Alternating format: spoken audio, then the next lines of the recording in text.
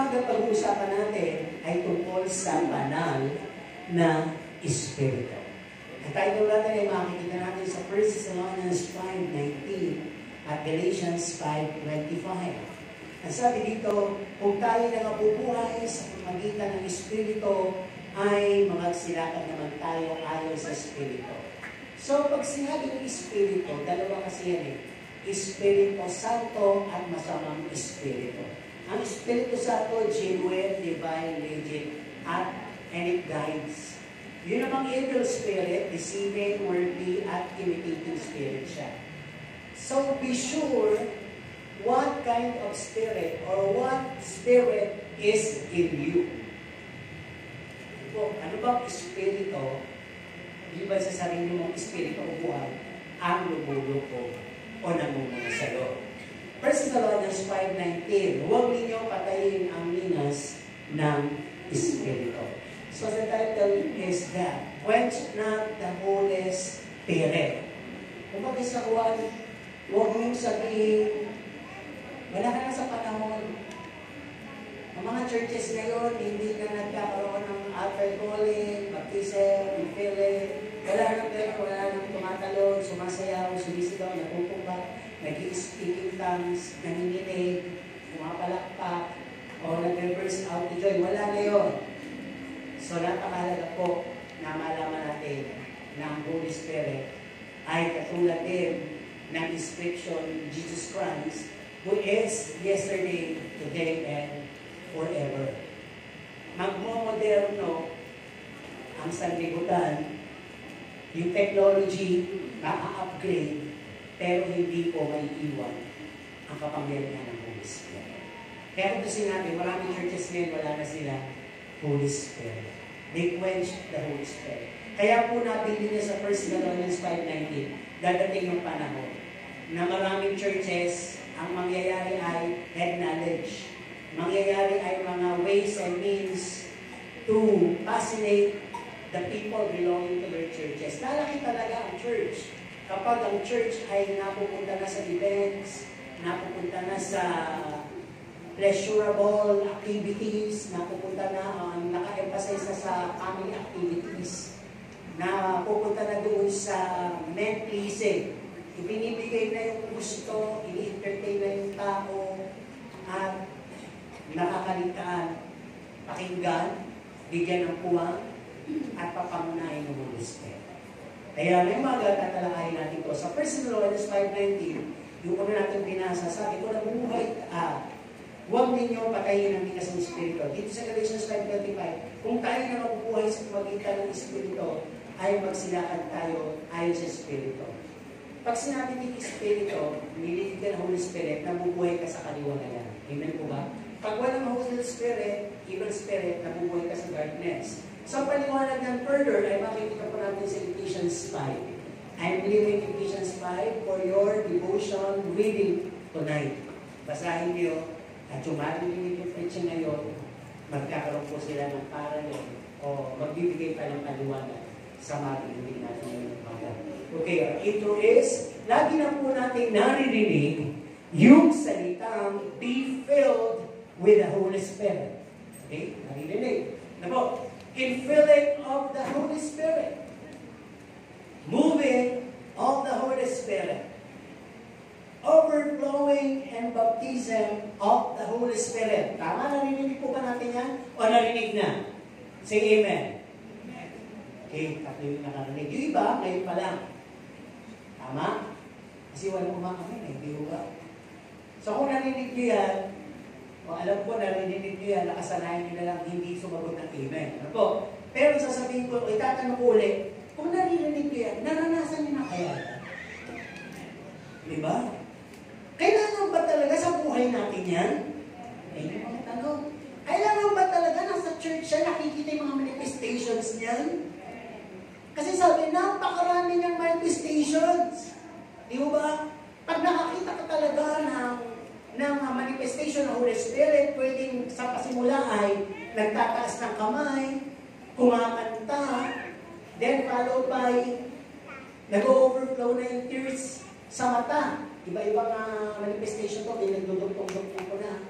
Maya-maya, mag-speaking tongues na, may sisigaw na, may iiyak na ng malakas, may kakasap na, may luluhod, may tutumba, may manginginig, may tatalon, may mag-ikot-ikot dyan sa semento.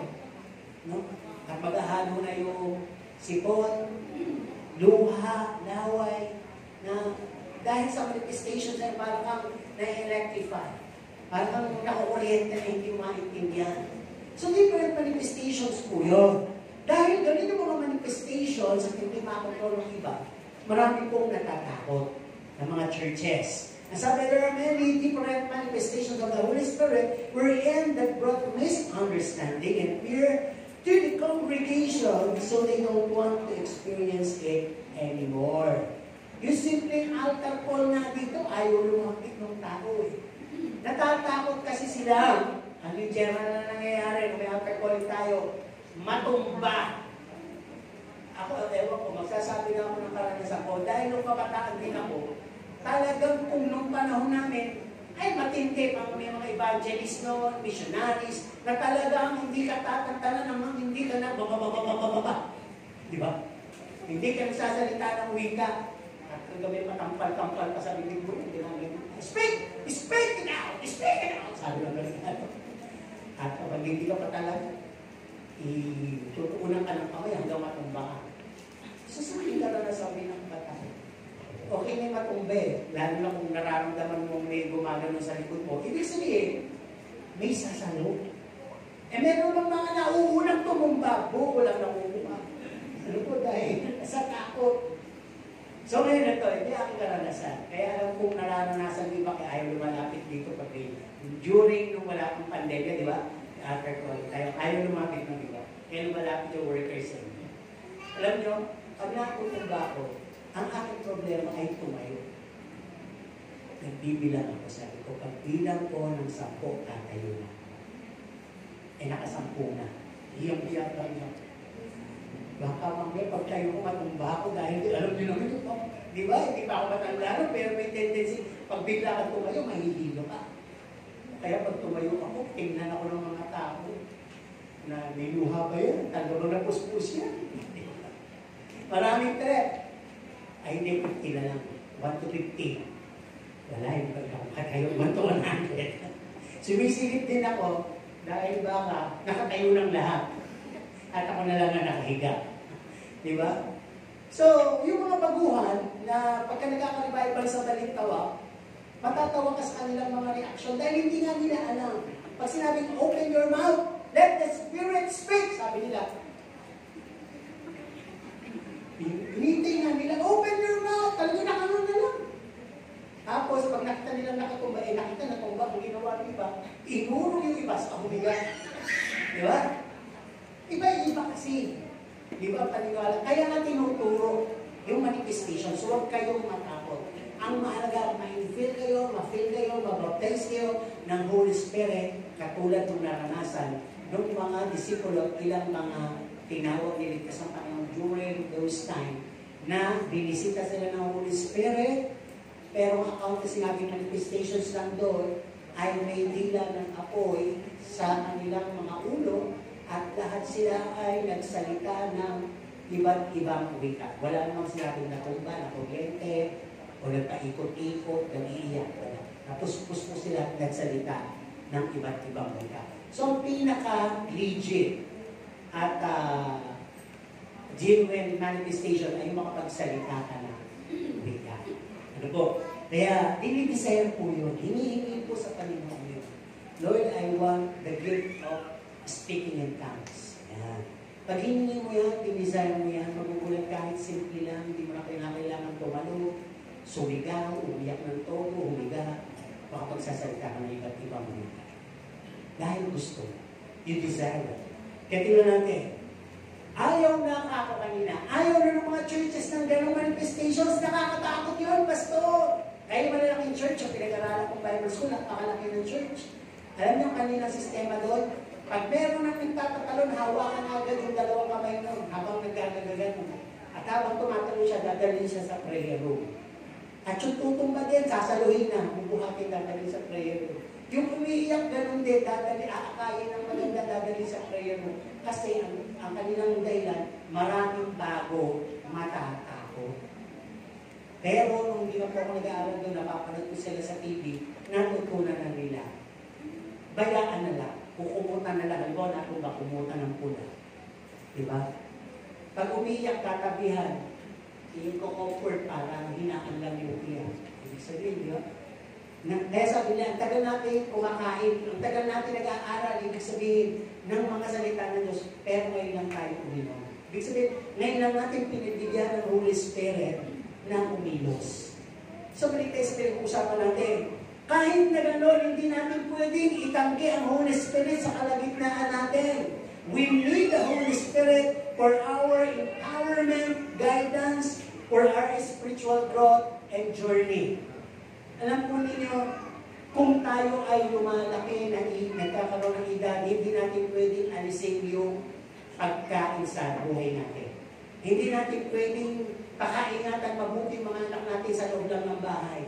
Hindi pwedeng isiplutan natin sila sa ating payo. Tuturuan din sila ng kapaligiran. Tuturuan sila ng mga taong nakakasalamuhan nila. So, ganoon din sa Holy Spirit. Marami kasi sa churches ngayon, exclude yung Holy Spirit, mas ina-absorb yung turo lang ng tao, yung payo lang ng tao, binabasa lang yung mga quotations, hindi na nagbabasa ng Bible. So, medyo bumababaw hanggang isang araw na niligaw. Sabi nga dito, a church will not be called a living church if there's no moving and leading of the Holy Spirit. Kung ang churches na inyong tinataluhan ay nakakarinig pa kayo na may nag-i-speaking tongues, may mga nag-iiyakan, may mga kalayaan sa pagsamba, sa pagtaas ng kamay, sa pagsigaw, sa pag-iyak, magpasalamat kayo sapagkat ang manifestations ng Holy Spirit andun pa. Di ba? Kumbaga sa Juan, di ba tayo, kahit tulog tayo, minsan, paano natin malalaman buhay pa siya? Humihilig eh. Habang natutulog, humihilig. Habang natutulog, malikot. Di ba? Buhay yan. Di ba? Habang natutulog, nagsasalita. Pero isa pag nakita natin yung nakahiwan, gano'n na yung kamay, tingin natin siya kung gumagalaw. Hindi mo pa ba yan? Di ba? May duda tayo. Lalo na kung tanghali na. Di ba? Maraming gano'n. Meron akong alam na gano'n eh. Hindi sila sanayan na nagigising siya ng tanghali. Alam nila maagang gumising. Binabayaan lang nila. Ay, tanghali na. Tanghali na. Hindi pagising ng puntahan, patay na. Di na mo matala. Di ba? Kaya napakalaga na may espiritu tayo. Tayo nga sa ating sarili, di ba? Mapipigil mo ba yung espiritu na naghihingalo na umalis? Hindi na. Maliban din siya ang pagkakataong mabuhay na mabuhay. Kung ang namamatay na tao ay naghihingalo, ibig sabihin, so, sisinghap na lang ganyan, inahabulahin na, papaalis na yung espiritu mo. At pag umalis na yung espiritu mo, di ba may mga pinakita na rin sa TikTok, di ba sa YouTube, di ba ang ulo na may tumaas, di umalis sa katawan ng taong natutulog o namatay, hindi lang namatay. So ganun din, pag ang church, umalis na yung Espiritu Santo, dead church na siya. Ibig sabihin, pagkat marami, masaya, tinglan, at okay lang tinglan, pero hindi na po sila led by the Spirit of God. Dead church na po sila. E tingnan natin, sabi nga po dito, ganun din sa individual. No? Pag tayo ay wala ng Holy Spirit connection, no? Makipil natin na yung ating pagsamba, yung ating fellowship dead. Ano ibig sabihin? Nag-worship tayo, hindi natin napipil, bumaba yung Holy Spirit. Masaya lang, maingay lang. No? Ang buhay natin hindi nababago, paulit-ulit lang. Yung character natin, nagiging worse.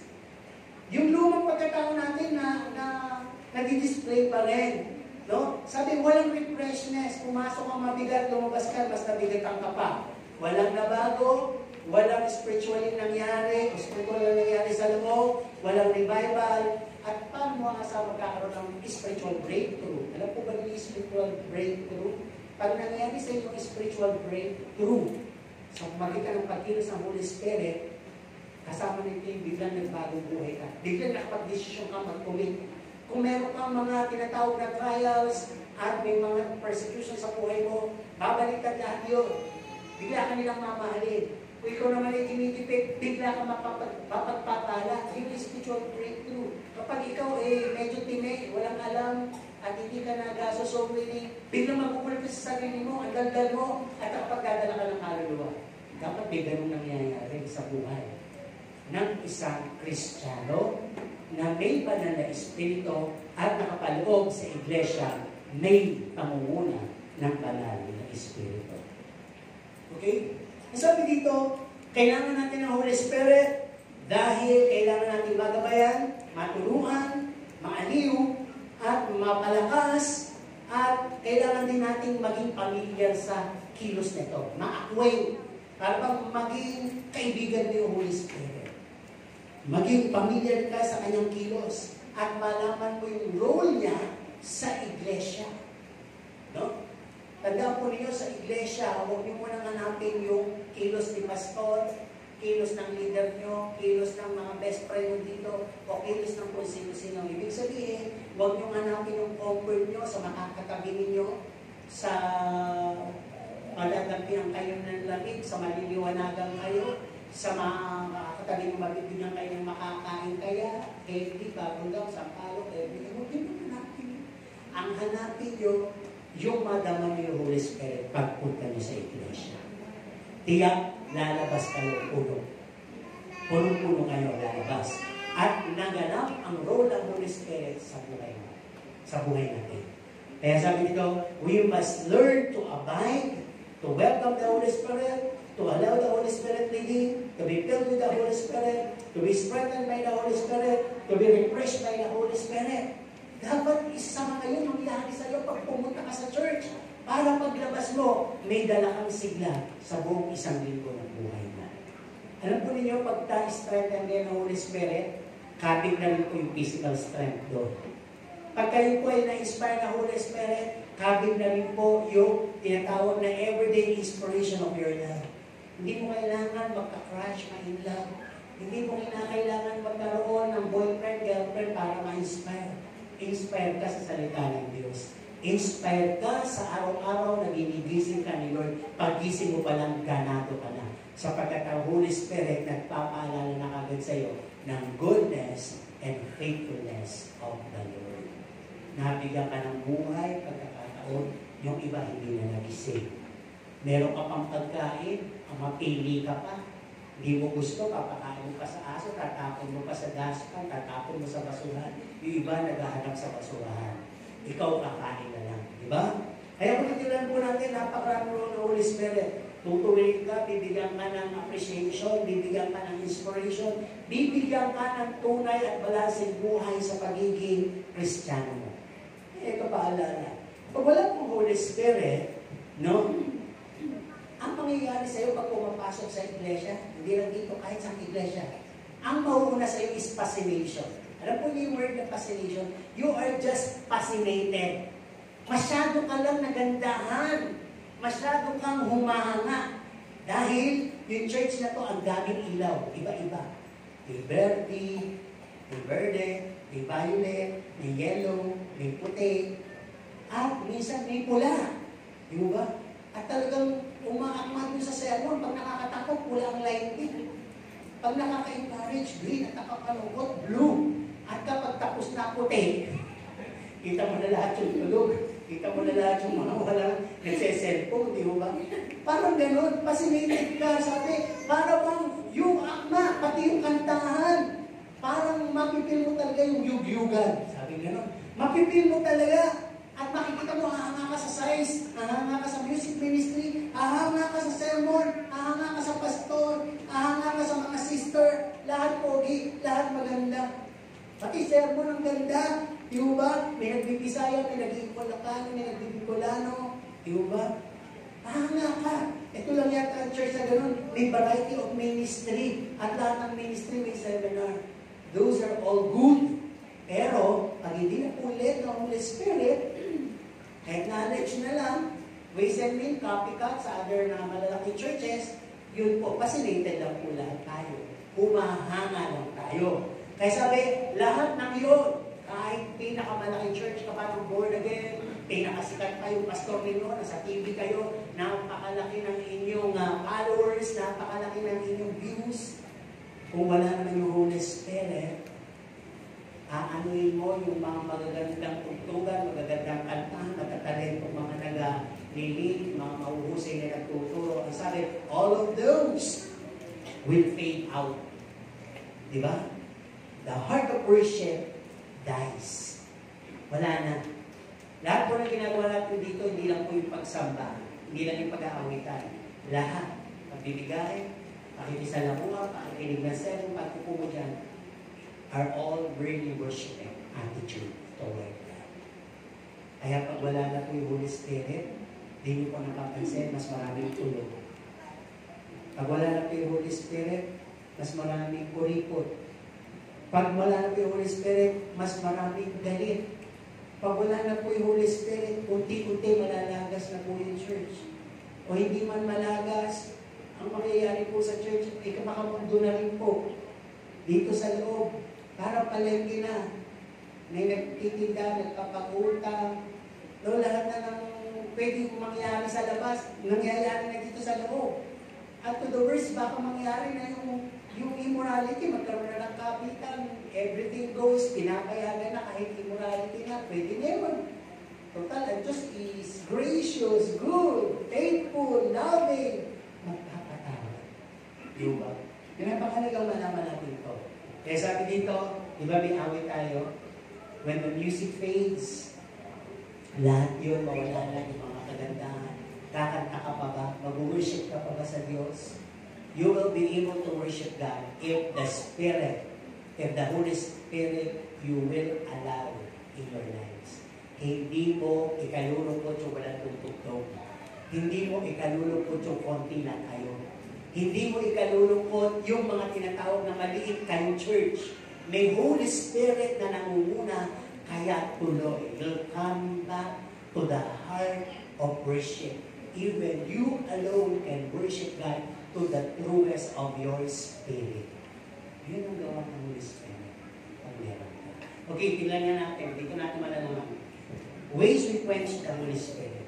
Kayo po ba napigilan nyo na yung Holy Spirit sa tingin niyo? Halimbawa, may yaya kayo. Ibinili kayo ng magulang nyo sa yaya nyo. Di ba minsan nakakainis yung yaya? Bakit ka kasunod na sunod? Pupunta lang ako siya, nakasunod ka. Eh sabi ng mami mo, baka madulas ka. Kakain lang ako, nandito ka. Sabi ng mami mo, baka mabulunan ka. Ano ba, magbibis lang ako, nandito ka. Eh sabi ng mami mo, baka mali ang isuot mong damit. Alam niyo yun, parang naiinis kayo, laging naka-support. Yung kahit kaya mo na, naka-support. Minsan, ganun yung attitude natin, di ba? Alis ka dyan niya, nag-uusap lang kami magkakaibigan, nakabantay ka pa. Huwag mo na kami gawa ng merienda, bibili na lang kami sa labas. Minsan ganun din tayo sa magulang. Huwag mo na malaki na kami, huwag mo na kami binibili ng damit, huwag mo na kami hinahawakan. Pag namamasyal sa mall, kanya-kanya na tayo, malaki na kami, tiyak kayo magkatay, kayo kami nilito. Okay. Pwede mangyari sa itong buhay. Pero sa church, pag may Holy Spirit, hindi natin pwedeng sabihin sa Holy Spirit, tumabi ka, hindi ka na uso, nagdadala ka lang ng ingay, ini-stir mo yung crowd mag-iyakan, ini-stir mo yung crowd na magtalunan, magpalakpakan ng malakas, magpuni ng malakas, at kung ano-anong sasabihin yung salita na nasa tenga. Nakakalito minsan, hindi mo namin maintindihan. And sad to say, may mga preachers na sikat, sinasabi din nila yung Holy Spirit. Muna natin na speaking tongues, hindi naman naiintindihan yun. Pwede naman tayo mag-pray ng naiintindihan. Bakit pa tayo mag-pray ng mga salita hindi naman natin naiintindihan? That is a supernatural power. No? Hindi po i-invent yun. Di ba hindi mo naman kaya gumawa ng sarili mo? Salita. Sinong kaya gumawa kahit ko? Hindi, di ba? Yung sa panaginip mo, yun yung sinasabi mo, pero ginising ka na ang partner mo dahil, ano ba sinasabi mo? Binabangungot ka na yata. Pero ipapagawa mo, hindi ka usap kita, sinasabi ko, hindi na yung sinasabi mo. Diba? Nasabi ko, mahal kita, habang ako yung tutuloy. Ano ba nakarinig mo? Ginising kita dahil parang pinapagukod ka na. Di ba? Malinaw minsan sa panaginip mo. At saka isa pa, di ba, nakakagawa tayo kahit nakapikit ka lang dyan.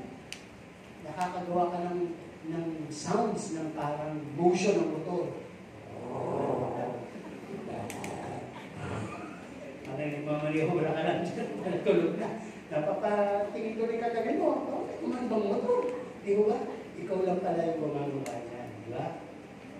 Minsan nga, yung iba creepy pa, di ba? Habang nag-uulog yan. Parang may panikit. Katabi. Diba? Gumagawa tayo. Kaya natin yun. Pero, tandaan po natin, paano ba nakwekwensa ang Holy Spirit? Marami to. Una, nasabi dito, we don't acknowledge His presence and leading anymore. Hindi natin tinatanggap o kinikilala ang kanyang gabay at pangunguna. Anong ibig sabihin? Dumidepende lang tayo sa kakayanan natin. Magaling kami, matalento kami lahat dito. May ability kami.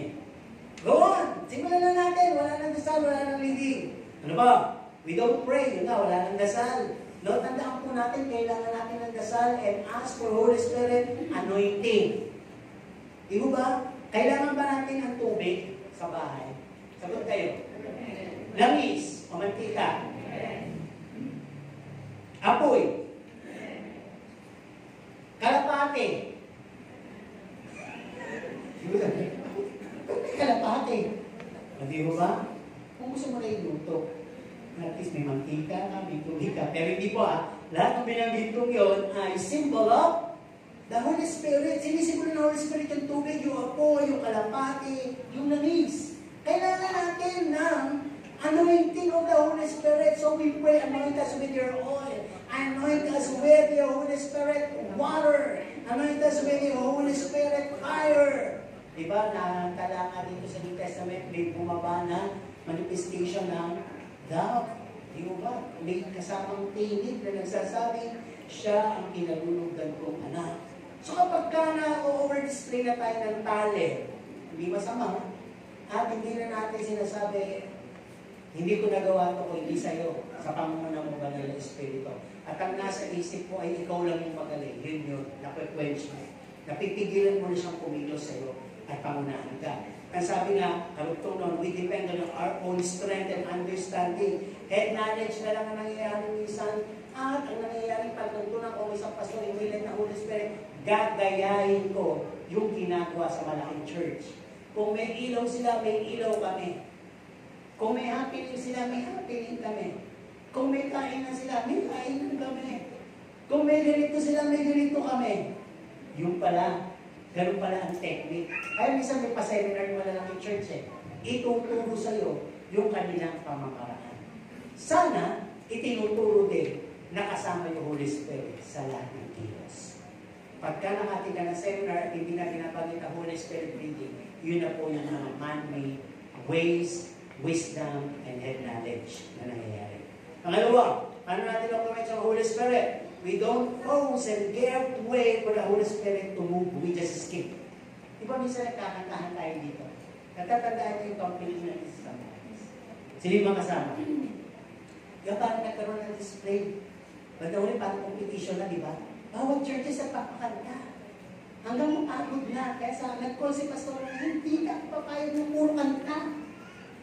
Puro sa'yo, kinakailangan mag-manifest yung Holy Spirit. Kasi ramdam na natin na magmamanifest na yung Holy Spirit. Nag-manifest po ba? O di ba, nag-manifest naman, nakakilos. Kasi iba, sabi ng isang leader, na, kasi nga, ang tao nga dyan, parang Battle of the Band nga, display nga ng kanya-kanyang churches ng ng talent ng pagpapakante. Huwag kayo magagalit, pero parang dati pahayabangan. Sino bang may mga latest na kanta? Sino bang may mga Tagalog na kanta? Sino bang may mga English na kanta? O makita na yung pinakamahusay. Di mo ba? So, ganun nangyayari. Pagka church mo yung nagpapakanta, lahat ng taga-church mo, yun ang masaya. Pag sa ibang churches na, hindi na masaya. Ayan, wala yung leading of the Holy Spirit, wala yung one worship in spirit and in truth. Kaya sabi, hindi man lang nagpo-post, kung bagsakan, hinog na, kahit ka na tayo, mabubulo na ka na, ayaw kong mo ng tubig. Ang sabi mo, mabubusog kasi ako agad Di mo ba? Di ba ganun din? Pag nakikinig tayo ng sermon, kailangan pagkas makinig ng sermon, sasabihin mo, Amen, Lord. Thank you for your word. Let your Holy Spirit now come and come in my mind, in my heart, at patuloy mo ibigay sa akin ng revelation throughout the day, throughout the week, ano ba yung nalilipod sa mo, mangyari sa buhay ko. Pag hindi mo yung tinas, may lalapit sa'yo. Parang sa tingin ko, ikaw yun. Wala na. Madadala ka na. Naturo ka tuloy. Hindi mo kasi ininom yung tubig o hindi mo in-acknowledge yung Holy Spirit. So sabi dito, all we care is to play instrument. Kung kami magagamit yung mga instrumentals, hindi ko pa pinay-partay sa inyo. Sa lahat ng churches to. Lahat, o yung iba gusto lang, sing song, dance, burst out, jump, human efforts, hanggang kailan tayo titigil? Pagpagod na. Pahinihingan na ang lahat. Wala ba? Wala ba tayong waiting of the Holy Spirit to come down? Kasi hindi lang yun basta kanta. Sabi, when praises goes up, blessings come down. Pag sinabing blessing, Holy Spirit is our blessing. Pag bumaba yung Holy Spirit, dala niya yung gifts, dala niya yung fruits, lahat uuwi ng may bigyan. Ano ba yung laman ng fruits? May pag-ibig, may kagalakan, may kapayapaan, may pagtitimpin, may kabutihan, kagandahan loob, kapakumbabaan, ano naman yung mga gifts? Diba? May spirit ng teaching, wisdom and knowledge, may speaking in tongues, interpretation of tongues, discernment of spirit, marami yun. Kung mag-isakon, pag nakuha mo yung full package, you will be taking home 18 gifts, 18 na mga bagay galing sa Holy Spirit. Dahil yung 9 is fruit and 9 yung gifts, kaya 18 kalagpas pa rin. Kita-kita kayo sa buhay mo that you are led by the Holy Spirit. Hindi po ba effective na yun ang Christian life mo? Ano sabi dito? We don't force. We don't wanna kill the excitement. Di ba? Masaya-masaya kanta. Hindi mo na patitigil mo. Tapos pagpupurihin mo yung tao. Napupuri na nga yung tao kasi kailangan natin marinig. Magsalita yung Holy Spirit sa gitna. Nagsasalita na yung Holy Spirit sa kanta. Yun ang katwiran na ito. Bakit po patuloy pa natin yung mensahe mismo ng kanta? Yun ang sinasabi ng Holy Spirit. Pwede. Pero not all the time ganon. Give the Holy Spirit a time to give His utterance. Di ba? Para yung church ma-edify. Para yung church lumakas. Magsasalita siya habang, di ba, habang nagpupuri, doon siya nag-i-intervene eh. Ngayon ang nangyayari kasi, ang lahat ng attention ng mga nagsasistenta, naka-attention na doon sa nagpapakanta sa mga tugtugan, ganda-ganda sa nagpapakanta, ganda-ganda sa tugtog, ganda-ganda sa mensahe ng kanta, walang masama. Pero you should be expecting more than that. Maganda na yung nagpapakanta, maganda na yung kinakanta, maganda na yung mensahe. Ang maganda gagawin ng Panginoon, kikilo siya habang nagpupuri tayo. Mapukuskus ka. Yun ang nakukulangan tayo. Pag gano'n na, mauuwi na lang tayo, masasanay na lang tayo sa kanta ng katawan ng Holy Spirit. No? Kaya sabi nga dito, we just push our might and power. Minsan din-display natin ang music ng churches talaga, yung sound nila parang sa bingo. Pag sabi, praise the Lord, Lord, Lord, Lord, Lord, Lord. Parang may echo eh. So habang may echo gano'n, tapos sumasabay pa yung ilaw. Nagpapalit-palit yung green, violet, blue, at puti. Di ba? Pag medyo napapalakas yung ng Pasko, pumupula pa yung ilaw. Tapos may gumaganyan pa, may spotlight pa, nanuhuli yung mga tulog. Di ba? Kaya talaga na-amaze ka, napaka-display yung talagang sound system, napakalakas, napaka-powerful. Ultimo mga alit, daga, lalabas, naiingayan, ayaw nila, kahit mga bigay, ayaw nila. Para mga sinasabi, ito na naman itong mga taong to. Di ba? Kaya gano'n. Pag gano'n po yung nangyari, we don't pause. We just continue with our ways and means na frequency ng Holy Spirit. Pangatlo, paano na frequency na puputol? Napipigilan ng Holy Spirit. When we don't deal with its manifestation, no? Para hindi tayo nakikiayon sa kanyang protection. Sabi kasi ni Pastor, bawa ako, para maproteksyonan ko yung tao, baka mamaya maubos yung tao sa takot. No, sabi, to protect and ease the people's fear of its different manifesting power. Sabi ko kanina, di ba, tumatalo, sumasayaw, nanginginig, sumisigaw, umiiyak, natutumba, piling magpaikot-ikot sa semento. Sa mga lumang Kristiyano o mga old, sanay sila doon. Dahil talaga nakita ng panahon na yun. Ako, kinalakihan ko yung gano'n, kaya takot ako. O, bata ako, tatakot ako, ginagaya pa nga namin sa bahay. Kami magkakapatid, hindi pastor ko yan, kasi natutong. Tapos magsasalta kami ng kung ano-ano. Di ba? Sinasaway kami ng magulang namin. Kasi hindi yun dapat. Sabi niya, kapangyarihan nyo, kapag dating nyo sa tamang edad, mauunawaan nyo, maiintindihan nyo. Di ba? So, lumaki kami na unawaan namin yun. Kaya sanay kami. Napalog din kami sa Iglesia Buhay ng Holy Spirit manifestations. Kaya tayo tinawag na full gospel. Part ng Bible, o verse ng Bible na ang sabi na, ito tinatalakay natin, if you live by the Spirit, you must also walk by the Spirit. If you welcome the manifestation of the Holy Spirit, continue to welcome the manifestation of the Holy Spirit. Parang gano'n. Kumbaga sa one, antidote na natin yan, hindi natin pwedeng tanggalin. Naiturok na sa sistema natin yan. Na ang ating church ay Pentecostal, ang ating church is on fire. Ang ating Holy Spirit is resided by the living Spirit of God. Sino kung nagkwento si Brother Joey dito, di ba? Sa kanila, naranasan nila na yung church nila is on fire. Di ba? Parang may nakakita pa ng umupusok. At parang tumawag na ng bumbero, anong susunod? Pero the manifestation is there. Meron din mga litrato, pinakita sa amin yung missionary na si Dina Panton na habang nagpupuri sila and the choir sing, nagkaisa ang awit na paltan yung English na salita, na paltan ng speaking in tongues, at pupunan sila ng litrato sa pulpito, lahat ng kumakantang yun, pati yung pulpito, may apoy sa harap, at lahat ng kumakantang yan ay nakatapat na apoy sa dibdib at sa paanan, pero hindi sila nasusunod. That is one of the manifestation of the Holy Spirit. The Holy Spirit will consume everything that is wicked upon the people. Kaya maraming tao ayaw na Holy Spirit, ayaw magpasunog.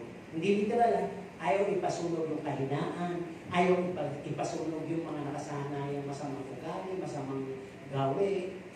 If you welcome the Holy Spirit, hindi ka mahirapan magbahal. Hindi ka mahirapan kaligdan yung luma, yung kasalanan, dahil ang Holy Spirit ang tutulong sa iyo.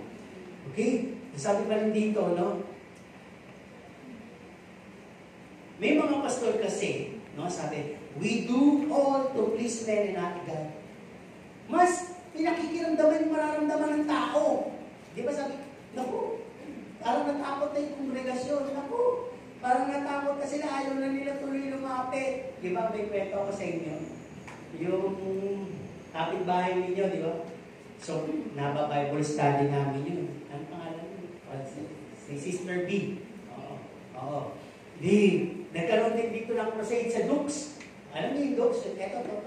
Dukes sila natawag dyan. So, may talaga napaka-anointed na preacher. Kaya na, pinatayo na yung tao, talagang ramdam na yung kilos ng banal ng Espiritu. Takot siya. Kaya nung sinabi tayo kung lahat ay tumayo, humanda kayo, at nandito ang kapangyarihan ng Santong Espiritu na tatanggapin natin lahat. Handa na po ba kayo? Sumagot yung mga tao, amen! Alam niyo sa tabi niya, tumakbo siya. Pinatotoo niya yung sabi, Pastor, tumakbo ko ng mabilis! At nagtago ako sa tricycle. Ang sabi ng pastor, tanggapin niyo ang kapangyarihan! Lahat sila tumumba, pastor. Ako nakapagtago sa tricycle. Buti na lang, sabi niya. Para sa kanya, yun ang gantimpala. Pero hindi niya alam, siya ang nakamiss ng kapangyarihan ng Santong Espiritu. Natatawa kayo sa kwento? Pero kung natutulog kayo, tawanan niyo yung sarili niyo. Kung ang isip niyo lumilipad ngayon at wala nito, tawanan niyo yung sarili niyo. Dahil parang ganun din yun, na habang ang iba ay nagnanais tanggapin ang banal na Espiritu, kayo naman ay natutulog, o kayo naman ay naglilimot ang kaisipan. Kaya sabi nyo, pag uwi nyo, buti lang nakatulog ako, ano nabili. May instant ako mamaya sa anniversary. Aba, hindi po dapat kagabi nyo patinulog yan. Ano? Buti na lang. Eh, nakapag-bubble gum ako. Hindi ako nakapag-toothbrush kasi kanina. Sobrang excited ko sa anniversary. Diba? Tingnan natin mabuti. Sabi nga dito, paano nagkakaroon ng tinatawag na quenching of the Holy Spirit? At hindi na natin pinapayagan, nakikisa sa kanyang mga manifestation, sabi, when we say the Holy Spirit is not on our era anymore. Sa Old Testament lang yun. Sa Bible times lang yun. Panahon ni Jesus. Mali po tayo. Nasabi ng Panginoon Jesus, aalis ako. Mag-iwan ako ng isang kahalili. At yun ang Holy Spirit. Alam po ninyo, itong delikado sa lahat. Pag hindi na natin inacknowledge ang Holy Spirit, at most of the time, na-blaspheme natin ang Holy Spirit. At most of the time, napapaan natin ang Holy Spirit, na papadamdam natin. Nabibigyan natin siya ng tinatawag na pagdaramdam. Yung ba may pakiramdam siya, personality din siya. Baka humantong tayo sa kasalanan, walang kapatawaran. Kasi ang sabi dito, lapastanganin mo na ang tao, huwag mo lang lalapastanganin ang banal na Espiritu.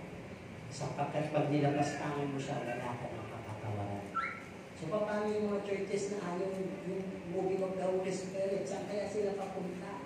Paano ka kung isa kang Christian, ayaw mo ng Holy Spirit manifestation, saan ka papunta? Baka mamaya, sabi nga, hindi mo rin lang naiintindihan, tumahimik ka. Huwag ka magsasalita ng halimbawa may mga tinatawag na manifestation diyan sa harap, may nag-i-speaking tongues dyan, kumikilos ang Holy Spirit na, sasabihin mo sa demonyo yan. Diyan ka magiging danger ng kasalanan, walang kapatawaran. Diba sabi, si Jesus kaya nakapagpalabas ang demonyo, kaisiya ni Beelzebub. Ibig sabihin, sige, lapastanganin mo yung anak ng tao.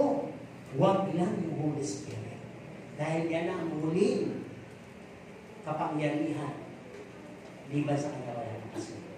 Sa dispensation natin. Okay, tuloy tayo. Sabi nga dito, may mga big churches kasi wala na silang ganyan, pero malalaki sila. Kasi nga, nakit nila yung gusto ng tao, yung interest ng tao. Ang gusto ng tao, maikling sermon. Ang gusto ng tao, maikling programa.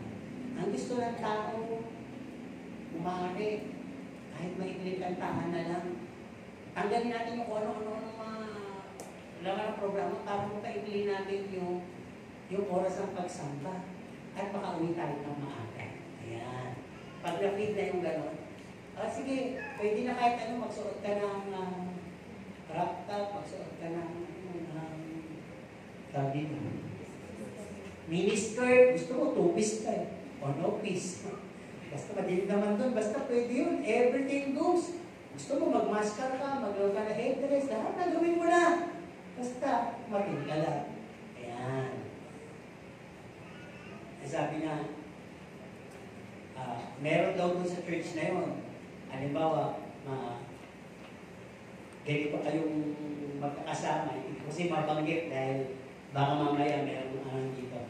Halimbawa, may common point kayo, attitude, yun na lang. O character, kahit na parang hindi ka tagap-tagap, wini-welcome namin yun. At nasa isang kwarto sila. May time na sila yung usher. Kaya sabi, huwag tayong harsh daw sa mga teaching, sa mga rebuking. Di ba lahat yung parang kontra na sa Bible?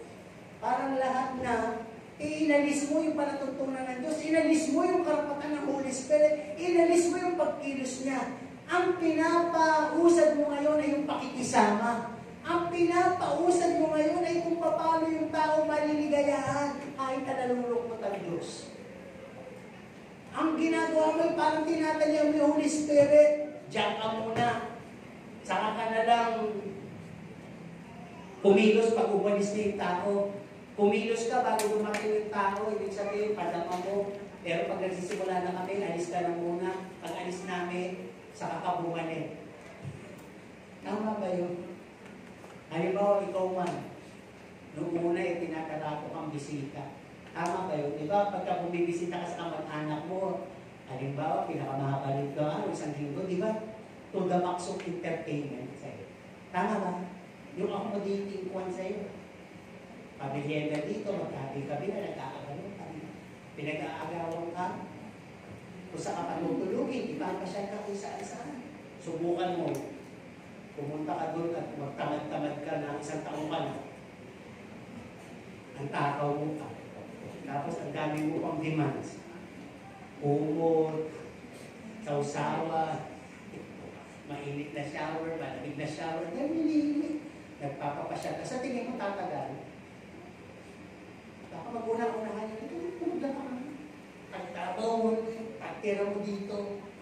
Baka makalinig ka lang. Lakas mo naman kumain. Isang kain mo, pagkain ng 3 anak. May magtrabaho ka naman. Hindi sila nakakatagal sa'yo. Di ba? Buti nga, Holy Spirit, nakakatagal sa atin. Hindi mo ba? Na talagang abiding siya, conviction, hindi siya tumitigil sa pagpapahalaga ng masama yan, huwag kong gawin yan. Hindi yan gawa ng isang Kristiyano, hindi gawa ng anak ng Diyos yan. Yung role ng Holy Spirit, nagtuturo pa, nagre-review pa, nagpo-comfort pa. Hindi siya napapagod. To clean, to sanctify, and purify the church. Tayo. Hindi siya napapagod. Lagi na tayong nililini sa ating mga karumihan. Okay, tuloy tayo dito. Sabi nga dito, paano natin napupunta ang Holy Spirit? When we are just according to our own head knowledge, our own influence way, no? O na-influence tayo ng other big churches. Pakikita niyo sa turo ng isang church na wala ng Holy Spirit. Hindi na tinuturo yung doctrine of the Holy Spirit. Hindi na ini-engage ang tao sa gifts of the Holy Spirit. Hindi na rin ini-encourage yung fruits of the Holy Spirit. Ayun ba? At sabi, pagkapang mga tao sa loob ay, since wala na yung Holy Spirit, superficiality na. Alam niyo ibig sabihin ng superficiality na? Nagbebeso-beso naman, pero habang nagbebeso-beso, nagdidalaan sa likod. Kunyari kumakamay, pero gusto sa pakin nyo. Kinakamay. Pautang, kunyari nagpapautang. Sana pautang ka rin. Yung mga ganon, yun lang. Ang ibig ko lang sabihin sa mga kulis, pagpapaibabaw lahat. Kaya gawin yun! Pero pagpapaibabaw. Tandaan nyo, lahat ng gawa sa loob ng church ay hindi guided, led by the Holy Spirit, ay pagpapaibabaw. Parang malalaman sa sarili ko, pastor, na ako yung ganon. Pag yung lahat ng ginagawa mo, matapos mo gawin, ay galit ka. O matapos mo gawin, ay may sumbat ka. At matapos mong gawin, hindi ka masaya. Matapos mong gawin, naghahanap ka ng kapalit. Yun. Wala yung Holy Spirit na patuloy na nagpo-consume ng weakness mo. Diba? Kaya sabi, pag nagbigay ka, nagbigay mo na yun. Pag wala Holy Spirit, ay wala mo lang, thank you. Yung so, hindi ko na ito bibigay. Bibigyan ko lang, sorry ko. Kaya naiisip lang natin yung mo natin kaya gawin. Still kasi, Holy Spirit, nagkukonvict na yan. Magituloy tayo. Paano nangyayari yun? Sabi nga, kapag ang mga tao ay pumapayag na lang at ang pastor sa kanilang gustong gawin. Pastor, wala tayong 10. Outing tayo. Give. Kaya naman sabi lang ng pastor, walang gawain ha, hindi kayo dumating eh. Diba? Kasi ako muna, total naman, may sweldo naman ako dito. Kasi magpas may sweldo siya. May sweldo naman ako, okay lang, walang dumating. Kaya minsan siya pa inauna magpusa. O walang gawain, maambog pa lang. May bagyo, signal number 3 yata. Diba? Iba gano'n kasi walang nanonood ng TV, diba? Puro nasa gadgets, kaya naman iba. May bagyo pa. Talaga? Anong signal? Mas aware kasi tayo sa signal ng social media. Walang signal. Ano kung saan may signal? Pero may signal number 3 na pala, hindi mo pa alam. Okay, tuloy tayo. Pero hindi sa church. Nandito na pala ang Holy Spirit. Pupuspusin ka. Pero ikaw ay hindi pa handa.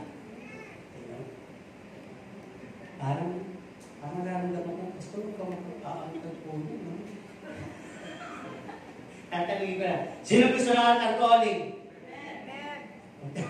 Tatlo lang eh. Yung tatlo mamaya, sige. Di ba? Sino gusto na pumunta sa watermark? Paglilinisin namin ito.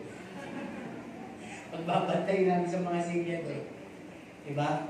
Wala po lahat yung ating pagdiriwang. Tandaan nyo. Wala po kasi ang magtatagal. Walang mga bagay na magtatagal kung hindi rin lang tayo sasamahan ng banal na Espiritu. Kaya padaranan po natin ito. Ang sabi nga dito, isa pa, paano napagpwede ang Holy Spirit when we impose more on human ways, means and programs and event, killing the reverence. Ano yung killing the reverence? Pinapatay na yung kabanalan ng church. Alisin, huwag na tayo mag-Bible study, wala nang meeting. So magagalit ka. Kami kitang ganito. Mag-online na lang tayo. O ano naman yung Hebrews 10:25? Ano naman yun? Ano yung motivation? Baka isang araw yung linggo, o yung linggo wala na tayong mag-ano na lang tayo. Online. FB Live. Tapos yung text ko, Gcash lahat ha. Total, lahat naman tayo nasa ano na eh. Uy, kung may pandemya lang yung pwede. Wala nang pandemya eh. Pinagaling na ng Panginoon yung mundo. Tapos gusto mo pa rin manatili sa gano'n, di ba? Others find it convenience. Hindi ko sinasabing ko ay. Iba natin sa amin, hindi na nakapaligan sa FB na lang sila. Hindi rin naman nila kasalanan dahil ayaw na silang payagan ng kanilang mga anak. Matanda ka naman, tatay, nanay, baka naman makahawak ka. No? Paano kung may umubuto? COVID yun. Di ba may COVID? Takot umubo?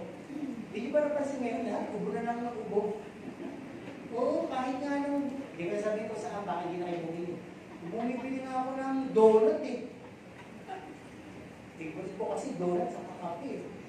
Buti na lang nalagyan natin. Hindi ko alam.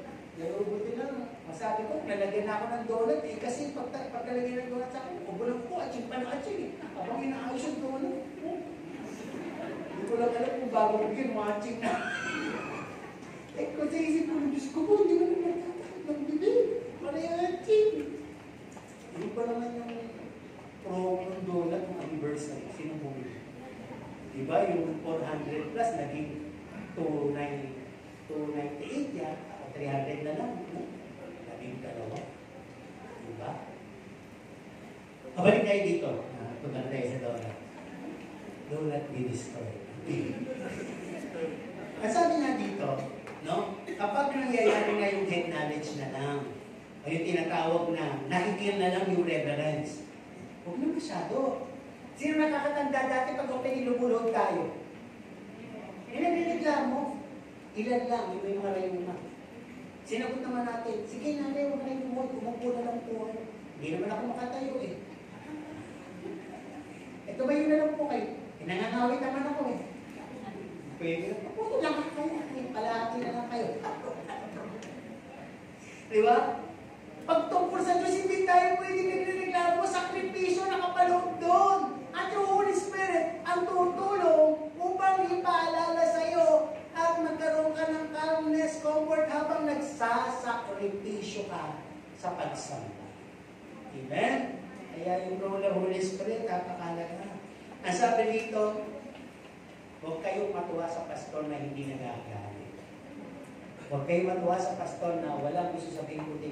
Okay lang, kain lang kayo dyan. Kain tayo ng kain. Magdala kayong pagkain. Magkainan tayo ha.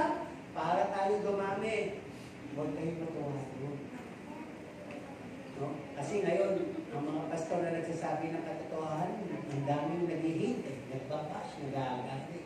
Pero pag ang pastor nakakompromise lang, bibigay yung hiling ng miyembro. Kung katuwaan, lahat na lang pupuriin, kahit hindi makapuri-puri. Ay, ang ganda mo, ang manalisa. Ikaw, tigwa ko ka para kasi Rizal.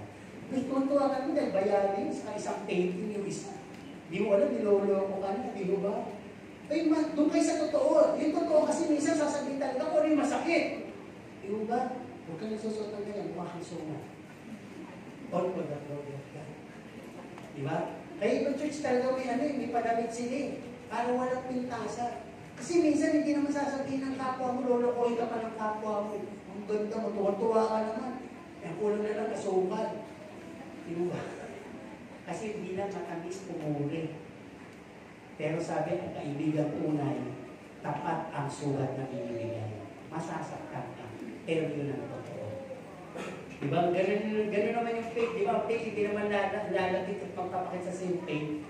Yung masama, hindi naman lalapit ka kasi yung itsurang masama eh. Counterfeit muna nang madaya ka. Diba? Kaya doon tayo sa totoo, doon tayo sa katotohanan. At sabi din dito, kapag ang ibang churches ay kinokolaborate na yung secular to spiritual and vice versa. Gawin natin dito yung isang araw na present. Sino gusto yung masayang praise and worship? True. Sabihin nyo lang amen. Sino gusto masayang praise and worship? Amen. Magagandang tugtog. Kung gusto nyo, kung ayaw, katipigin na natin yung tugtog. Ang kaman ako hinuhuli nyo eh. Kayo hinuhuli ko. Diyo ba? Sino gusto maraming magandang magpakanta? Yung mga nagpapakanta, hindi naman sumuko. Sino maganda kumanta? Pastor. Sip-sip Huwag na. Kayo tinatanong ko, huwag niyo. Kaya mga mouse. Okay. Sino gusto ng tinatawag na yung kakaibang karanasan sa pagsamba? Yung dadagdagan pa natin yung saya. Kontento na kayo? Wala rin sagot. Hindi mo magpasagot ng email dito lang. Email lang po kayo kasi para magtatuloy yung mensahe. Kasi nawala na mga gala magtanto. Wala na umiilan. Okay, sino buhay? Sino nga sino masaya? Sino gusto may praise and worship? Yung mas masaya praise and worship? Yung may bola na pinagpapasapasahan ako nag-worship. Para daw yung kamay lagi nakataas. Gusto niyo yun? Nagdagan natin ng gano'n? At may patay-sinding ilaw. Ha? O yung merong umiikot dito na yung disco light. Yung bilog. Para lahat ng tignan mo merong silver. Diba? Parang mga alien. Lahat silver. Umiikot dito mo ka. Diba? Tapos, naka-brace ka pa, iilaw din yung brace mo. Tapos, naka-kwintas ka pa, umiilaw ka rin, di ba? Sino gusto gano'n? Okay. Sa tatanungin ko ngayon, sumagot kayo. Di ba rin wala yun? Sino gusto yung kasama yung Holy Spirit? Yes! Oh, yun ang maganda. Huwag tayo kasi gaya-gaya. Iman mo ba? Diyan na natin yun. Kung wala sa church natin yun, kung yung namin, basta kung wala tayong ilaw, hindi ka ba kontento sa ilaw? Hindi yung verde. Pagdala ka na lang sarili mo. Hindi mo binabibili mo mga ilaw. Ilaw, sabi mo verde. O pula, o ano gusto mo, patay-sindi mo, sa'yo na lang. Sa Bible, kita po, patay-sindi. Pero bakit kinakailangan lahat? Sa survey na auditor members, kung ba gusto mo ng asul, verde, para mapalagay natin ito. Kasi ba churches, naglagay na lang iba't ibang ilaw. This is to stir up entertainment. Hindi tayo gano'n. Naghahanap ka ng ilaw? Kaya mo natin pumili na iba't ibang kulay ng ilaw, pauuwi ko na lang sa'yo. Pero ang hanapin mo, yung Holy Spirit. Doon ka mag-worry. Pag hindi ko na po, pastor, nakikita yung kilos ng Holy Spirit. Ba't gano'n? Wala nang Holy Spirit. May church na umiiyak na ibang meron. Sabi nila, bakit wala nang Holy Spirit? Wala nang altatoli? Wala nang napupuspos? Parang ikili na ng programa natin. Puro na lang pantao. Puro na lang saya. Pag dead church niyo, hindi po nakikita ang alive na church sa dami ng tao. Ang alive na church ay yung pinapayagan mong kumilos ang Holy Spirit sa kalagitnaan. Sapagkat siya ang nagbabago ng buhay ng lahat ng nakapaloob sa loob ng iglesia. Di ko ba? Kaya napakalaga. Okay. Sabi dito sa last nung tungkol sa pagkwensya ng Holy Spirit kasi may kina. Sabi, paano nakukwensya ang Holy Spirit? When we become stiff-necked and deaf to the voice of the Holy Spirit. Ano yun? Pag naniniwala tayo na yung mga narinig natin, huwag mong gawin yan, hindi tama yan. Para bang matigas na yung leg mo doon o yung tenga. Hindi naman masama yun. Siya nga ginagawa, ito nga ginagawa. Mas maraming gumagawa. Doon nga sa church na yung ginagawa. Ayan. Pag ganyan, wala na. Stiff-neck ka na at bingi ka na. Ano ba? When we pursue our own belief and our own fleshly desire. Kasama nito yung antot, kasama nito yung init, kasama nito yung bigla ang lalabas. Ay, boy, ito po mga alam ko, tagal-tagal yung service. Hindi pa na naramdaman ng mahalo siya. Kasi sabi ko, wala. Di ba? Para bang gusto mo manipulahin. Ano pa? When we don't have this openness for rebukes and teachable spirit. Yan. Para bang tatayuan ka, ayaw mo. Rebuking ka, galit ka. Tuturuan ka, hindi alam ko na yan. Pag yung mga ganyan nangyayari, wala na po, Holy Spirit. Ano sabi dito? When we always feel right at all times, hindi ko kailangan ng kayo, hindi ko kailangan ng gabay, alam ko, tama ko. Tama ginagawa. Ano ba? Ang sabi dito, napawain sa atin ng Holy Spirit, when we have taken and stolen all the glory from Jesus Christ. Tandaan po natin kaya tayo nandito, nagbibigay tayo ng kalwalatian sa Diyos. Lahat tayo ang tinataas ay ang Diyos. Kung nakapagbibigay kayo, nakapagbibigay ka sa Diyos, kalwalati ang Diyos. Nakapagpapakanta kong ganito, no? Basta malwalhati ang Diyos. Maganda yung damit ko, maganda yung damit ko, no? Basta malwalhati mo ang Diyos, okay lang lahat yun. Basta malwalhati mo ang Diyos. Siguraduhin mo nakakalwalhati ka sa Diyos. Pero pag ganito na nangyayari, sabi dito, ayoko ng Holy Spirit. Paano ka natutulungan sa tinatawag na knowledgeable worship? Paano mo masasamba ang Diyos na may reverence eh wala nga Holy Spirit? Kaya anong gagawin mo? Nagkakanta ang iba, ikaw nakamangot.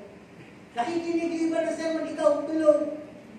Yung iba nakaupo, ikaw naman. Magagalit na kung talaga naiihi, umihi kayo, umihi dyan. Tayo nga lang tayo. Sabi naman kayo nang iihi ka naman, mula kanina. Eh, pagka pinasundan kita sa survey camera dapat ka lang, di ba, kung tumingin sa salamin. Di ba? Di ba may nabibili nakakabit sa leg na may electric fan? May nabibili na rin kung nakakabit sa leg na may salamin. Di ba? Kaya nga yung matay, salamin. Ano pa nangyayari? Pag ang sabi dito, when we've been deceived by what we see, una mga pastor, hindi ko na kailangan ng Holy Spirit, natatakot ang tao, dami ko namang crowd, dami namang open, okay na yun. Compromise na lang. Mas maraming tao, mas maraming blessing. Mananagot po yung pastor pag hindi niya ina-acknowledge ang Holy Spirit. Ano ba? Ang sabi dito, when we acknowledge ourselves highly, hindi naman umabot ng 57 kung hindi sa galing. Yung mga nakarang pastor, pulpul yun. Yan. Bawa gawin yung attitude ko, mali yun. Masama yun. Lahat po nagkaroon ng pag-television dito. Bumabahagi bawat isa. Okay lang mo sabihin mo, ang galing ko magpakanta, okay ba yun? Lahat naman kasi kami magaling magpakanta. All for the glory of God. Okay yun. Pero pag sinisingle out mo rin sabihin mo, ako rin magaling, sila hindi. Di ba ako rin magaling? Di ba ako lang? Ito gano'n na. You're taking all the glory from God. Kaya sabi nga dito, babalansahin ka ng Holy Spirit. No? Kung nakarating man tayo ng ganitong kalayo, kung nakarating ka man sa buhay mo na dating masama, nagbago ka na. Kung dating matigas ka, lumambot ka ngayon, kapagpapatawad ka, nakakaunawa ka. Hindi po sa teaching si Pastor at sa preaching si Pastor. Narinig mo na yun, ang Holy Spirit, ang pumupuntik ka sa iyo. Kaya patuloy kang nababago. Kaya kung may i-acknowledge ka ang Holy Spirit, hindi si Pastor. Ginagamit lang si Pastor. Sabi nga din dito sa Astarin, sabi, it's like saying, kapag kinikwensya na natin ang Holy Spirit, para ba siya yung yaya na, diyan ka na lang, hintayin mo ako dyan, bahala na ako, ako na magpapaliwanag kay mami, wala kang pananagutan, basta tahimik ka lang dyan. Para ba sinabi sa Holy Spirit, diyan ka lang, hindi ka na puso, kami na lang bahala. Kaya na lang. Pag ganun yung church, wala pong makarating. Dead na po yun. Although marami, dead na po. Okay? Tingnan natin ang pangalawang punto. Bakit pa kailangan ng Holy Spirit? Mabilis na. Bakit? Siya ang source of power, life, strength, anointing ng isang local church. Tandaan nyo, binigyan tayo lahat ng Holy Spirit. Ang tanggapin natin si Kristo Jesus na bilang Diyos at sa Pilipinas, binigyan tayo ng bunga at kaloob. Kapangyarihan po lahat yan. Binigyan tayo ng kahalili, Holy Spirit, guru po siya. Ano ba trabaho ng guru? Turuan ka sa salita ng Diyos. Gabayan ka. Ibinigay ang Holy Spirit para bigyan ka ng conviction. Ano yung conviction? Para bang konti ba? Kasama yan. Huwag ka dyan, maputik dyan. Huwag ka dyan, baka makuryente ka. Huwag ka dyan, baka mahulog ka. Laging nakakagapan, laging nagpapaalala. Binigyan tayo ng Holy Spirit para mag-comfort.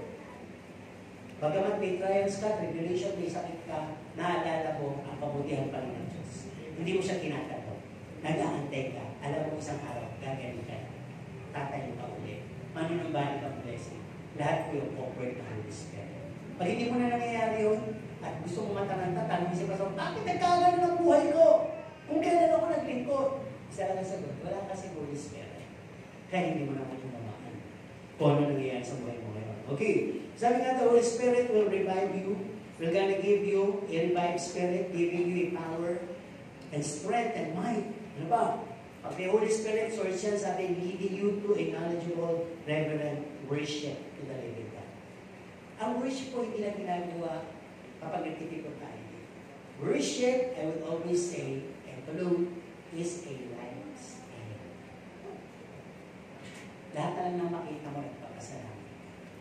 Lahat na lang sa'yo na nararamdaman mo kahit hindi pa kumakanta at patungkol sa Diyos. Lahat na lang ang gusto mo sabihin sa kapwa mo, sa kabutihan, gusto mo ipatotoo ang Diyos. Yun ang worship. Doing everything for His glory. Yun ang worship. Yung hindi ka naninira, hindi ka aagabyado, hindi ka nandanaya ng kapwa mo. That is worship. Pinapakita mo si Kristo. That is worship. That will glorify ang Diyos ka. That is worship. Tanong sabi dito, Holy Spirit is life of every local church. Amen po ba? And last point, me and the Holy Spirit. This is personal. Ako at ang Banal na Espiritu. Ang Banal na Espiritu mo ba, kaibigan mo? Tanongin mo sa katabi mo, kaibigan mo ba ang Banal na Espiritu? Sino siya sa buhay mo? Kilala mo ba siya? Sige, tanongin mo katabi mo. Sige nga, may tatanungin niya. Paano mo naman nakilala? Anong ginawa niya sa'yo? Sige nga, hindi ko may masasabi. Pag sinabi niya, inatutulog niya po, yung service, hindi ko Holy Spirit. Bad Spirit po yun.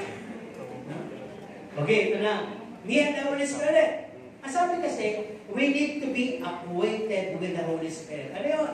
Maging familiar ka sa Holy Spirit. Maging observant ka sa kilos niya, hindi sa kilos ng kapwa mo. Hindi naman tutulog. Hindi ganon. Hindi sinasabi ang Diyos sa akin. Parang pansin ko, mula nung pumasok ako, sinabi yung sister na yun. Tapos scripture reading. Tapos ngayon naman kantahan. Tapos sa Word of God, hindi na ko confirm. Yun. Dapat ganun ka. Sabi dito, be aware. And you must be one, be subject, be led, be open, be filled, be fed with the Holy Spirit, and be open, silent, and be listening. Yun ang dapat mong gawin kung nakabilang ka sa church na may Holy Spirit. Ano ba? Sabi dito, no one can give you further understanding or a clearer water after receiving the Word of God than the Holy Spirit. No? Yun ang gawa ng Holy Spirit eh. Kung hindi nyo alam, bigyan nyo siya ng gawa. Pagtapos yung makinig ng sermon ngayon, sabi mo, come Holy Spirit for a question. Come Holy Spirit, reveal more of the message that I've heard this morning. Come Holy Spirit, impress to me and let me experience all of those teachings in my life. Bigyan nyo siya ng role sa buhay niyo. Come Holy Spirit, be a big convictor, be a big comfort, be alive in me. Hindi tayo nagdadasal. Humihingi lang tayo ng patnubay at gabay sa Holy Spirit. Kaya niyang ibigay. Come Holy Spirit, teach me. Come Holy Spirit, revive me. Kasi walang makagagawa kahit si pastor, nagpapaliwanag lang, hanggang doon lang, hindi ko kayang iilumit sa puso ninyo yung mga narinig ninyo, iba ang unawa ko sa unawa. Tama? Ang unawa ng katabi nyo, kahit asawa mo yan, kapatid mo, iba pa rin sa unawa mo. Pero we will be one in one understanding kung lahat tayo ay nililed ng Holy Spirit. Amen? Ano pa sabi dito? Be sensitive. No? To the voice of the Holy Spirit. Minsan may voice ang Holy Spirit eh. Ito yung voice niya. Bawala. Bigyan mo yun. Payuhan mo yun. Panalangin mo yun. Manatili ka, may practice. Uy, voice ng Holy Spirit. Voice ng ni Sister Lucy. Pag ganun ka, hindi ka nag-aware sa... alam nga naman yung Holy Spirit magsasalita ng malakas. Gagamit yan. Basta lahat kung sa palatuntunan ng Diyos, at hindi tumatawag ng panawagan ng pagre-rebelde at pag-aklas, voice of God rendering that person. You must be sensitive to the voice of the Holy Spirit. Ano ba? Nasabi, get rid of fear and misunderstanding. Start learning about His nature, ways and means, and the manifestation. Parang ganito yun, madali naman kausap ng Holy Spirit. Hindi ko ayaw mo magtatanong, hindi naman kita magtatanong. Kung ayaw mo maglalaway at magsasalita, hindi naman magaganonin. Ikaw lang po, sabi pa naman, hindi naman kita pinagaganon, ikaw lang yung gano'n ng gano'n. Ang sabi ko lang, sabi mo, hallelujah, hallelujah, ikaw lang, diba kayo maraming takot eh. Nakakita na ba kayo ng gano'n? Dapat hindi gano'n eh. Maano na yung dila, nandugo na ako. Hindi ka na bang manipisaw na ako. Posisyon! Hindi po Holy Spirit is speaking tongues yun. Tandaan nyo, gentle way. Malakas pero gentle. Pwede ganito lang si Kiara, patandang ba, kundara ba siya, pero ang impact sa'yo lakas. Hindi masama yan, lalo na kung sanay ka lang gawin mo sa bahay, sabi ni Pablo. Ako, pinakamagaling mo speaking tongues, pero ginagawa ko sa bahay, hindi ko na minamanifest sa maraming tao dahil hindi naman talaga nila maiintindihan. Maliban na lang sa loob ng church, ay may tatlong kukunin ng Diyos sa mag-speaking in tongues at pagtapos hindi magsasalita ng wika. Yun ang order. Pero kung lahat ay magsasalita na ng wika ng paulit-ulit at nagugulo na, patigilin yan. Di mo bigyan naman eh. Paano rin yan? At papakontrol din. Gentle spirit na siya. Okay, meron kaming membro. Naging pa. Ay, muna pa ganyan-ganyan.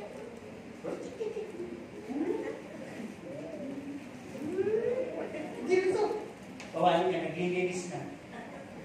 Pag gawin ka ba ng Holy Spirit, kahihiyan? Hindi. Marami na uuni. Nagsasalita pa rin, oh! Tumayo. Kaya po ka, tumudugo. Ako tuloy iban. Tumayo, dinudugo na. Huwag kayong ganun. Hindi naman ang Holy Spirit ang nananakot. Hindi. Sino? Yung mga taong nauna sa kilos ng Holy Spirit. Yung masyadong naging OA. Hintayin mo, nagantay nga sila sa upper room eh. Nung umuubog na, saka dumating ang nangyayari. At ang ganda na naging epekto. Pagkatapos nun, paglabas nila, ang tatahang nila. Amen po ba? Sino may kaaway? Pag na-fill in ka na Holy Spirit, tatapang ka laban sa kaaway. Matututo mong puntahan at yakapin. Alam nyo, labanan na. Hindi. Ang mangyayari sa iyo yung pag-ibig that will cover a multitude of sin. Ang dami ang ginagawa sa iyo paulit-ulit pero kaya mo siyang yakapin at patawarin. Dahil na-fill ka ng Holy Spirit. At ang bunga nun ay love. Diba? Ano ba? Ang sabi dito, halos tatlong mga punto lang matatapos na. Ang sabi, rather be exposed than escape and hide from the Holy Spirit. Alam niyo nung dating, sino nakakatanda pa kay Brother Ed Allison? Buhay pa yun.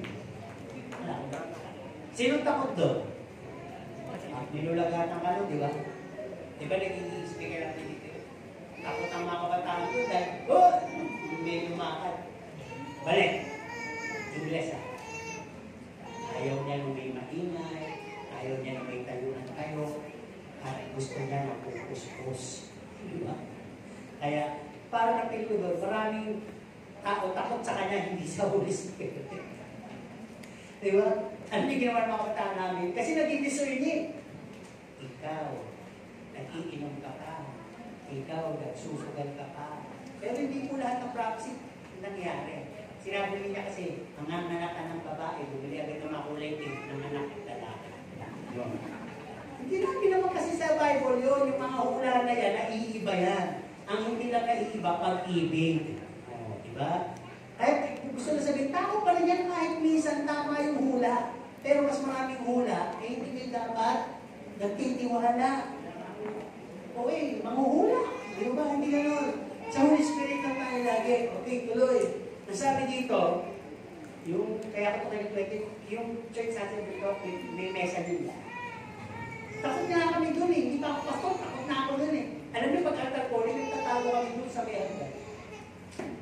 Kaya namin, di tatagos yung kapangyarihan dun.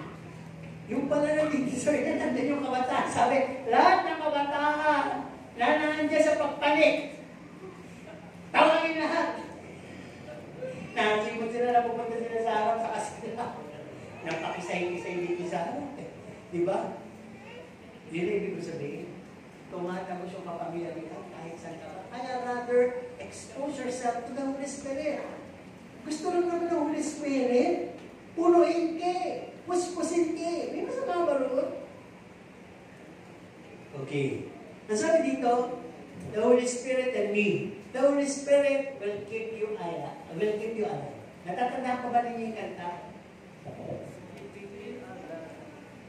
Isa pa yun. The Spirit of the Lord is in my heart. Isa pa. When the Holy Ghost and fire that is keeping me alive. Is keeping me alive. Is keeping me alive. Puro alive lang yung kinakanta niyo. Hindi kayo nakikita sa. Di ba? When the Holy Ghost and fire that is keeping me alive. Jesus is keeping me alive. Pagkatapos, hallelujah, hallelujah, hallelujah. Diba? Hallelujah, hallelujah, hallelujah. Iba-iba yung mga pagpupuli na. O, teka na, tapusin. Diba? He's keeping me alive. Ang linaw, diba? The Holy Spirit will keep you alive. At isa pa.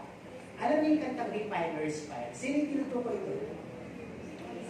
Kung hindi nyo welcome ang Holy Spirit, stop singing that song. Ano sabi ko? Refiner's fire, my heart one desire. Ano ginagawa? Is to be holy. Ang gagawin pa. Tandaan yung word na yan. For you, Lord, I choose to be holy, set apart for you, my Master. Pag nasa Lord na, ready to do your way. Hindi na siya pwedeng maka-abide sa will ni Lord hanggang hindi ka nasa-set ng Spirit apart. And that word for that is the Holy Spirit and me. The Holy Spirit will consecrate me. Pagka napili nyo sa buhay nyo na natatapyasan ng kaibigan nyo, natatapyasan ng yaman nyo, natatapyasan ng luho nyo, natatapyasan ng masamang ugali nyo, it's the Holy Spirit and you working for it. Pero kasama nyo lang. Hindi mo sasabihin ka lukihan. Magwa-water ka. Dati, mahilig ako sa bumili ng once. Ngayon, needs ka. Dati, hindi ako makatulog dahil walang pera. Ngayon, kahit walang pera, itutulog ko na lang. Diba? Makikita mo yung changes. Diba? Kaya sabi dito, pag gano'n ang nangyari, conclusion natin, tandaan nyo to, instead of quenching the Holy Spirit, let the Holy Spirit quench the thirstiness of our soul and spirit. Kesa pigilan mo yung Holy Spirit sa kinusulat. Sabihin mo sa Holy Spirit, pigilan yung kauhawan mo. No? Punuin yung kauhawan mo sa